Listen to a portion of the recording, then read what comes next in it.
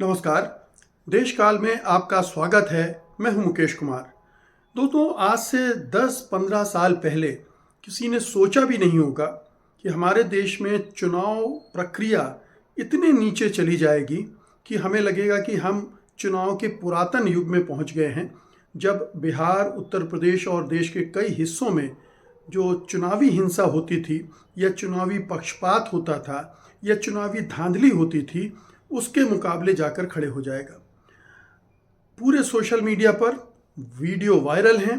तमाम तरह की घटनाएं खासतौर पर उत्तर प्रदेश में हुई हैं, जिस तरह से मतदाताओं को रोका गया है और टारगेट करके रोका गया है और उसमें पुलिस का, प्रशासन का इस्तेमाल किया गया है। निर्लज्ज तरीके से, बिल्कुल बेशर्मों की तरह चुनाव आयोग आंख मूंद कर इसको अनदेखा करता रहा है। और योगी सरकार ने जिस तरह से इस चुनाव को जीतने के लिए उत्तर प्रदेश की 9 विधानसभा उपचुनाव सीटों को जीतने के लिए दंड फंद किए हैं, हथकंडे आजमाए हैं, वो अपने आप में लोकतंत्र के लिए बेहद शर्मनाक स्थिति है। तमाम वीडियो बता रहे हैं कि टारगेट करके बीजेपी ने और उत्तर प्रदेश के पुलिस और प्रशासन ने मिलकर कोशिश की है कि वो मतदाता मतदान केंद्रों पर जा ही ना पाए, वोट डाल ही ना पाए, जो कि समाजवादी पार्टी के माने जाते हैं। और उसमें भी खास तौर पर अल्पसंख्यक समुदाय के मतदाताओं को टारगेट किया गया है। और ये आप देखें कि इस तरह के दृश्य जो उपलब्ध हैं, आप देख सकते हैं, उनमें पुलिस के ऑफिसर पिस्तौल लेकर धमका रहे हैं। वो जो उनको अधिकार नहीं है, उसके अधिकार क्षेत्र के बाहर जाकर मतदाताओं से पहचान पत्र ले मांग रहे हैं।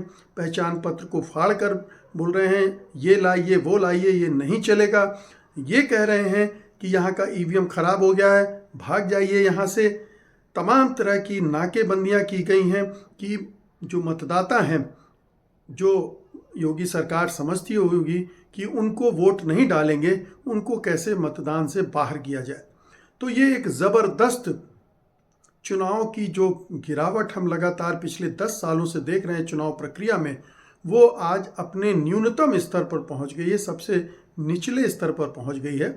और ये हमारे चुनाव आयोग के लिए, मुख्य चुनाव आयुक्त राजीव कुमार के लिए इससे शर्मनाक स्थिति कोई नहीं हो सकती। हालांकि शर्मनाक स्थिति पूरे देश के लिए है, क्योंकि ये जो वीडियो सोशल मीडिया पर आए हैं, अब ये दुनिया भर में ट्रेवल कर रहे हैं, दुनिया भर में जाएंगे, दुनिया भर के लोग देखेंगे कि हिंदुस्तान की जिस चुनाव प्रणाली को लेकर हिंदुस्तान गर्व करता था और दूसरे देश उससे सीखने आते थे कि कैसे आप इतने बड़े देश के चुनाव इतने एक तरह से त्रुटिहीन ढंग से ऑर्गेनाइज कर लेते हैं, उसकी ट्रेनिंग लेते थे। और हमारे इलेक्शन कमिश्नर बाहर जाकर ट्रेनिंग देते थे। वो सारा मटिया मेट हो गया है। अब विशुद्ध रूप से ऐसा दिखता है कि चुनाव आयोग सत्तारूढ़ दल की सेवा में लगा है और उसके लिए उसे कोई शर्म लिहाज भी उसकी नहीं है। तमाम लक्ष्मण रेखाएं लांघ चुका है, तमाम मर्यादाएं भूल चुका है। और सबसे बड़ी बात यह है कि चुनाव प्रक्रिया लोकतंत्र की एक तरह से आत्मा होती है। अगर चुनाव प्रक्रिया सही ढंग से नहीं होती है तो लोगों का विश्वास लोकतंत्र से हटता है।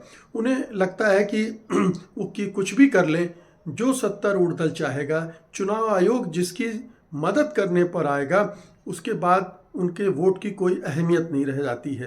तो आज हमने देखा कि उत्तर प्रदेश के केवल 9 विधानसभा सीटों के लिए उपचुनाव हो रहा था और हर जगह, लगभग हर जगह पुलिस बल का इस्तेमाल किया गया, तमाम तरह की धांधलियाँ की गई और ये बहुत ही सुनियोजित दिख रहा है। ऐसा नहीं कि अचानक कोई हो गया है। हमें पिछले कई दिनों से खबरें मिल रही थी कि किस तरह से जहां चुनाव होने हैं वहां एक भय का, आतंक का वातावरण निर्मित किया जा रहा है, ताकि वो लोग जो दूसरी पार्टी को वोट दे सकते हैं वो डर जाएं। उन्हें डराया जा रहा था और आज के दिन जब वोट डाले जाने थे तो उस डर को और बढ़ाया गया, उसको मल्टीप्लाई किया गया और भी पुलिस फोर्स तैनात की गई और पुलिस फोर्स को पूरी छूट दे दी गई कि चाहे तो वो लाठी चार्ज करे, चाहे पिस्टल दिखाए, चाहे मतदाताओं को धमकाए, उन्हें मतदान केंद्रों से वापस भेज दे, उनके कागजात चेक करे, जो कि उसके लिए ये परमिट नहीं है, वो ये सब नहीं कर सकती है, लेकिन करा, उसने भरपूर किया। और ये वहाँ का प्रशासन भी इसमें शामिल था, इसमें भी कोई संदेह नहीं है। आप देखिए कि उत्तर प्रदेश के चुनाव में, उपचुनाव में ये हुआ है, और जो 2 राज्य और मतदान के लिए गए हैं वहाँ भी इस तरह के खेल हुए हैं। बेशक वहाँ हिंसा नहीं हुई है, बेशक वहाँ उस तरह से मतदाताओं को धमकाने की घटनाएं नहीं हुई हैं, क्योंकि एक तो झारखंड में हेमंत सोरेन की सरकार है, विपक्षी दल की सरकार है, इसलिए वहाँ का शासन प्रशासन उस तरह से चुनाव आयोग इस्तेमाल नहीं कर पाया बीजेपी के पक्ष में। लेकिन वहाँ उसने इस तरह से जहर घोला पूरे चुनाव के दौरान घुसपैठिया के नाम पर, और मतदान के पिछले दौर के मतदान के ठीक पहले एक ऐसा वीडियो अपलोड किया जो विशुद्ध रूप से कम्युनल था, जिसको रोकना पड़ा चुनाव आयोग को भी, जो कि पूरी तरह से समर्पित है बीजेपी के लिए, उसे भी रोकना पड़ गया, उसे हटवाना पड़ गया, उसके खिलाफ एफआईआर हुई। तो झारखंड में ये पूरा विषैला बनाया गया वातावरण को चुनाव जीतने के लिए। वहाँ की बीजेपी की स्ट्रेटजी ये थी, और उसमें चुनाव आयोग का सहयोग समर्थन इस स्तर पर मिला कि वो बीजेपी चाहे जो करेगी उसको अनदेखा करना है। वो अगर इस तरह के बयान देते हैं, चाहे वो हेमंत बिश्व शर्मा हो, चाहे अमित शाह हो, चाहे जेपी नड्डा हो, और चाहे प्रधानमंत्री खुद नरेंद्र मोदी हों, उन्होंने भयानक किस्म के बयान वहाँ दिए हैं। लेकिन चुनाव आयोग ने एक नोटिस भेज दिया कांग्रेस पार्टी के अध्यक्ष को और एक जेपी नड्डा को, जो बीजेपी के अध्यक्ष हैं, और कहा कि आप अपने स्टार प्रचारकों को रोकिए। जैसे वो संतुलन बनाने की कोशिश कर रहा था, जबकि संतुलन जैसी कोई चीज़ यहाँ थी नहीं। वहाँ तो एक ही पार्टी ये सारा काम कर रही थी, लेकिन उसने इसको इग्नोर किया, अनदेखा किया, ताकि बीजेपी इसका फ़ायदा उठा सके। आप महाराष्ट्र में आइए, महाराष्ट्र में पिछले 2-3 दिनों में और उसके पहले भी इतना धन जब्त किया गया है, और सारा धन ये बीजेपी और उसके सहयोगी दलों के पास से जब्त किया गया है। कल तो विनोद तावड़े, जो कि बीजेपी के राष्ट्रीय महासचिव हैं, वो होटल में पैसे बांटते हुए पकड़े गए। ये अपने आप में एक बड़ी घटना थी, बड़ी घटना है, और ये उसने पूरा पोल खोल दिया कि महाराष्ट्र में किस तरह से बीजेपी पैसे के बल पर चुनाव जीतने की कोशिश कर रही है। इसके बाद नासिक में भी एक होटल में इसी तरह से एक शिंदे सेना का नेता पकड़ा गया, जिसके पास 2 करोड़ रुपए थे, यहाँ 5 करोड़ रुपए की बात थी। और इस तरह से ये तो कुछ चावल के दाने हैं, जहाँ पर कुछ सजग पार्टी और कार्यकर्ताओं ने इनको पकड़ लिया, लेकिन ये पूरे महाराष्ट्र में खेल खेला गया है, और कई तरह से मतदाताओं को रिश्वत देने की कोशिश की गई है। तो महाराष्ट्र में बीजेपी की स्ट्रेटजी ये थी कि यहाँ पैसा बहा दो, हर मतदाताओं को पैसा दे दो, पैसे के हर मत के रेट भी तय कर दिए गए, 3,000 से लेकर 10,000 रुपये तक प्रति मत भुगतान किया गया। तो जाहिर है कि यहाँ पर धन बल का इस्तेमाल हो रहा था। झारखंड में कोशिश ये हो रही थी कि जितना ज़्यादा कम्युनल पोलराइजेशन किया जा सके, जितनी ज़्यादा वहाँ पर सांप्रदायिकता घोली जा सके समाज में, और उसके आधार पर बांटा जा सके, उसे बटेंगे और फिर काटेंगे, ये वहाँ पर रणनीति अपनाई गई। बटेंगे और कटेंगे रणनीति महाराष्ट्र में भी अपनाई गई, वहाँ भी अपनाई गई, लेकिन वहाँ ज़्यादा कंसंट्रेटेड ढंग से अपनाई गई, और वहाँ पूरा जोर इसी पर दिया गया। बाकी चीज़ें अपनी जगह थी, लेकिन इस पर सबसे ज़्यादा जोर दिया गया। जबकि आप महाराष्ट्र में बटेंगे कटेंगे के नारा की हवा निकल गई, क्योंकि अजित पवार ने ही उसका विरोध कर दिया, फिर अशोक चौहान ने भी विरोध कर दिया, फिर पंकजा मुंडे की तरफ से भी उसका विरोध हो गया। तो उस नारे की जो मार थी या जो उसका विषैलापन था, वो काफ़ी हद तक कम हो गया। और लेकिन यहाँ पर बीजेपी ने धनबल का ज़बरदस्त उपयोग किया, और अपनी पार्टी के जो कैंडिडेट थे उनको भी दिया, और मतदाताओं को भी बांटा, और अपने सहयोगी दलों को भी इस तरह से मदद पहुंचाकर धन के बल पर ये चुनाव जीतने की कोशिश की गई है। अब ये तो नतीजे आएंगे तब पता चलेगा कि महाराष्ट्र में इस धन बल का इस्तेमाल कितना उसके लिए फ़ायदेमंद रहता है, क्योंकि कई बार इस तरह की चीज़ें उल्टी भी पड़ती हैं।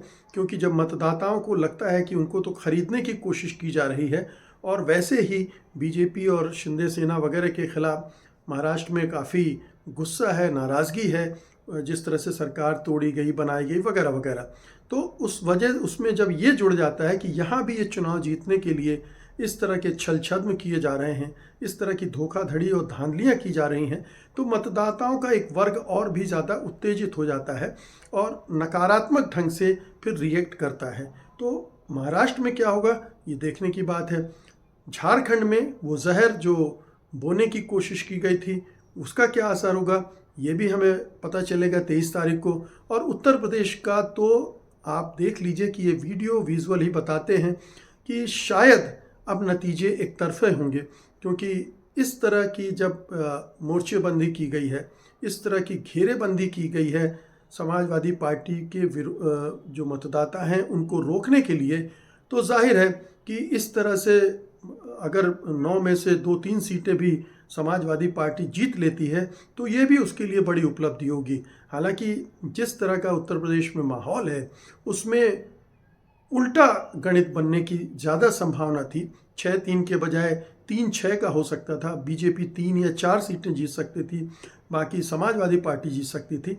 लेकिन अब ये जो माहौल बनाया गया है उससे कितना असर पड़ेगा ये देखने वाली बात होगी। कितना इस उपचुनाव में अखिलेश यादव लगातार लड़ते भिड़ते रहे, उनके कार्यकर्ता, उनकी पार्टी लड़ती भिड़ती रही, लेकिन जब पूरा माइट सरकार का, चुनाव आयोग का, केंद्र सरकार का टूट पड़े तो कोई रीजनल पार्टी किस हद तक लड़ सकती है, किस हद तक अपने मतदाताओं को प्रोटेक्ट कर सकती है और उन्हें मतदान केंद्रों तक ले जा सकती है। एक बहुत बड़ी चुनौती है, बहुत कठिन चुनौती है, ये आसान नहीं है।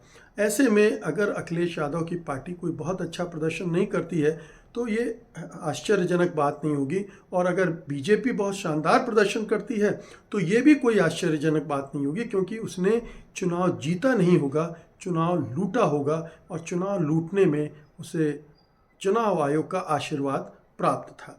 तो ये बहुत भयानक स्थिति है। आप देख सकते हैं उत्तर प्रदेश के विजुअल बहुत ही निराश करने वाले हैं, बहुत ही कहना चाहिए कि ये लोकतंत्र की आत्मा पर काला धब्बा है।